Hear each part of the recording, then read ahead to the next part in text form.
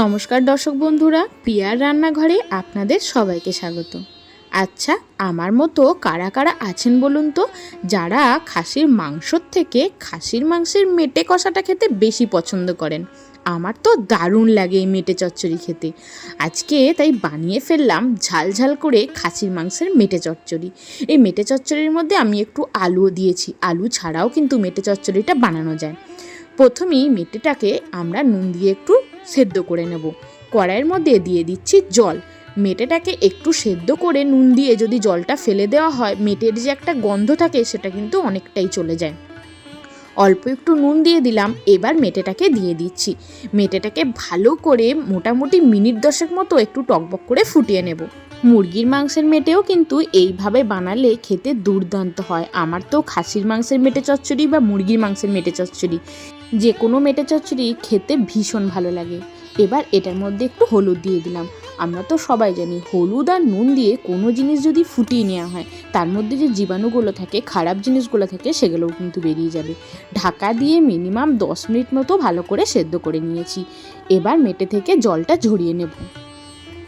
আর যে বেসিক মশলাগুলো লাগে, খাসির মাংস বানাতে যা যা মশলা লাগে, সেই মশলাগুলোই আগে থেকে কিন্তু বেটে নিয়েছি। কড়াই পরিষ্কার করে নিয়েছি, তারপর গরম করে নিচ্ছি সর্ষের তেল। আর একটা কথা এখানে বলে রাখি, এই মেটে চচ্চড়ি বানাতে কিন্তু সর্ষের তেলের পরিমাণটা একটু বেশি লাগে। একটু ঝালঝাল কষা কষা হলে খেতে তো ভীষণ ভালো লাগে। এটা রুটি পরোটা ছাড়াও গরম ভাত দিয়ে খেতেও দুর্দান্ত লাগে। মেটেগুলোর যেমন সাইজ, সেই মাপের সাইজেই আমি এখানে কেটে নিয়েছি আলুটাকে একটু লাল লাল করে ভেজে নিচ্ছি। মেটে চচ্চড়িটা আলু দিয়ে একবার কষা কষা করে রান্না করে দেখবেন, এর স্বাদ মুখে লেগে থাকবে। তারপর হাফ চামচ করে নুন আর হলুদ গুঁড়ো দিয়ে আলুটাকে একটু ভালো করে ভেজে নিচ্ছি। আলুটাকে মোটামুটি মিনিট 5 মতো একটু লাল লাল করে ভেজে তুলে নেব। কিছুক্ষণ ঢাকা দিয়ে দিই, তাহলে আলুটা ভেতর থেকে একটু সিদ্ধ হয়ে যাবে। মিনিট 5 মতো ঢাকা দিয়ে দিয়েছিলাম। এদিকে আলুটা কিন্তু মোটামুটি ভাজা হয়ে গেছে। এবার আলুটাকে তুলে নিচ্ছি। এবার এই তেলের মধ্যেই ফোড়ন দিয়ে দেবো গরম মশলা। না, আমি তো মেটে কষা, তাই ভালো করে রসিয়ে কষিয়ে রান্নাটা করতে হবে, তবেই কিন্তু এই রান্নার স্বাদটা দ্বিগুণ হয়ে যাবে। গরম মশলার মধ্যে আমি এখানে দিয়েছি এলাচ, দারচিনি, লবঙ্গ, 2টো শুকনো লঙ্কা, 2টো তেজপাতা। ফোড়নটা ভালো করে ভাজা ভাজা করে নেব। ফোড়নটা যখন ভালো করে ভাজা হয়ে যাবে, তখন এবার দিয়ে দিচ্ছি পেঁয়াজ। 3টে মিডিয়াম সাইজের পেঁয়াজকে সরু করে স্লাইস করে কেটে নিয়েছি। পেঁয়াজটাকে এবার লাল লাল করে ভেজে নিচ্ছি। পেঁয়াজটাকে সুন্দর করে কিন্তু লাল করে ভেজে নিতে হবে। পেঁয়াজটা যত ভালো ভাজা হবে না, কালার, মাংসের কালার বা মেটে কষার যারই বলে থাকুন, কালারটা কিন্তু সুন্দর আসবে। পেঁয়াজটাকে বেশ কিছুক্ষণ এবার আমরা ভাজতে দিয়ে দেব। পেঁয়াজের মধ্যে 2-4 দানা চিনি দিয়ে দিচ্ছি। এই টিপসটা যদি আপনারা করে থাকেন তাহলে তো খুব ভালো, কিন্তু একবার যদি পেঁয়াজ ভাজার সময় 2-4 দানা চিনি দিয়ে দেন, তাহলে না পেঁয়াজের কালারটা একদম লাল লাল হয়ে যায়, আর টেস্টেও কিন্তু অনেক ভালো হয়।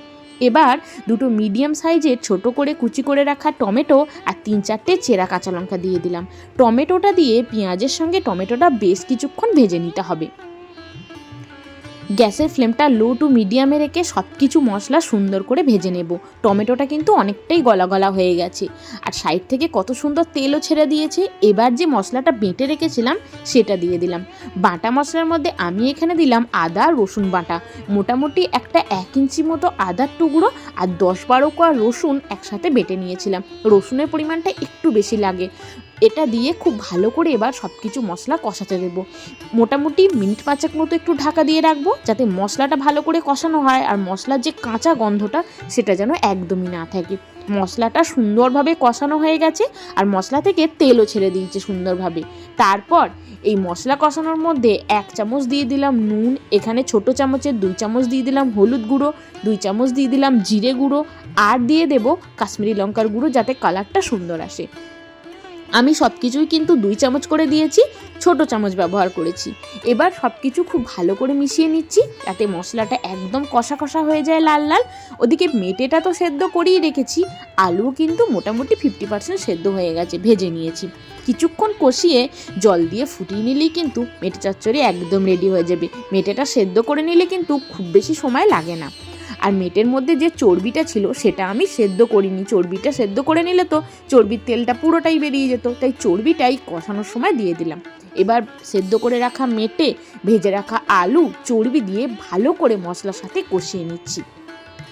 আমার না কথা বলতে বলতে এখনই জিভে জল আসছে। এটা যে কি দুর্দান্ত স্বাদের হয়েছিল, বাড়িতে যদি একবার না বানান তাহলে না বুঝতে পারবেন না। একদম ভালো করে লাল লাল করে কষিয়ে নিচ্ছি। এবার সব কিছু ভালো করে সেদ্ধ করার জন্য দিয়ে দেব গরম জল। জলটা অবশ্যই কিন্তু গরম দেবেন, এই সময় ঠান্ডা জল ঢেলে দিলে কিন্তু একদমই টেস্টটা নষ্ট হয়ে যাবে। আমি এখানে 2 চামচ ফ্যাটানো টক দইও দিয়েছি। টক দই যদি হাতের কাছে অ্যাভেলেবেল থাকে তাহলেই দেবেন, না হলে কোনো টেস্টের হেরফের হয় না। টক দইটা আমার হাতের কাছে অ্যাভেলেবেল ছিল, 2 চামচ টক দই একটু ফেটিয়ে নিয়েছিলাম, দইটা দিয়ে দিলাম।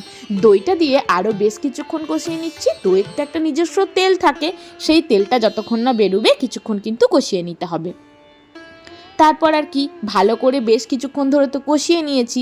এবার দিয়ে দিচ্ছি গরম জল, মোটামুটি বড় কাপের 1 কাপ মতো গরম জল দিয়ে দিলাম। এই জলটা কিন্তু ফুটে ফুটে একদম ঘন হয়ে যাবে, তখন কিন্তু আমাদের মেটে চচ্চড়িটা রেডি হবে। যে জলটা দিয়েছি এই জলটা কিন্তু শুকিয়ে গেলেই আলু মেটে সব কিছু সুন্দরভাবে সেদ্ধ হয়ে যাবে।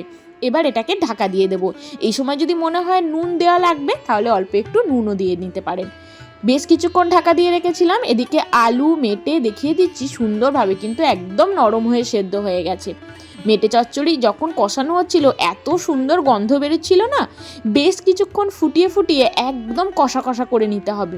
বেশ কিছুক্ষণ গ্যাসের ফ্লেমটা হাই করে এটাকে একদম কষা কষা করে নিয়েছি। আর ঝাল ঝাল লাল লাল মেটে চচ্চড়ি আমাদের একদম রেডি হয়ে গেছে।